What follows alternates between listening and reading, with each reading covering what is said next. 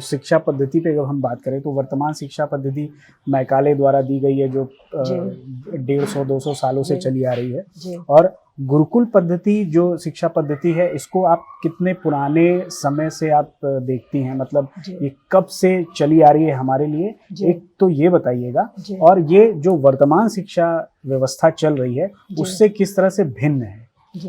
गुरुकुल शिक्षा पद्धति को हम लोग आर्ष शिक्षा पद्धति बोलते हैं। आर्ष माने ऋषियों द्वारा जो स्थापित की गई है। और ऋषियों ने कैसे स्थापित की?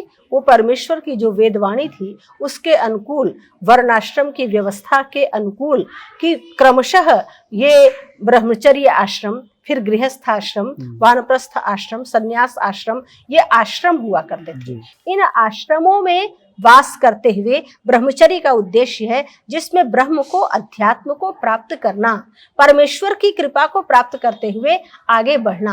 तो ये आर्ष शिक्षा इसको कहते हैं। और हमारे ऋषियों ने वेद के द्वारा एक संपूर्ण दिनचर्या, हम जो योग की बात करते हैं, पतंजलि मुनि ने एक अष्टांग योग बनाया है, वो वस्तुतः मनुष्य के सर्वांगीण विकास का एक ठोस आधार है। क्योंकि सबसे पहले ही यम नियम, उस यम नियम में ही वो सत्य, अहिंसा, अस्तेय, ब्रह्मचर्य, अपरिग्रह, ये 5 यम बताते हैं। फिर शौच, संतोष, तप, स्वाध्याय, ईश्वर प्रणिधान, ये नियम बताते हैं। तो इन यम नियमों में बच्चे को ढालना, क्योंकि शिक्षा विद्या तो हम कोई भी ग्रहण कर सकते हैं, लेकिन उस शिक्षा को ग्रहण करने के लिए किस मानसिकता के साथ ग्रहण कर रहे हैं, किस हम वृत्ति के साथ, सात्विक वृत्ति के साथ ग्रहण कर रहे हैं कि राजसिक या तामसिक वृत्ति के साथ ग्रहण कर रहे हैं, तो उसका हमारे ऊपर प्रभाव होता है। और ये शिक्षा आरंभ से ही, यानी सृष्टि के आदि से, आरंभ में तो लोग बहुत आसानी से सब कुछ कहा और समझ जाते थे,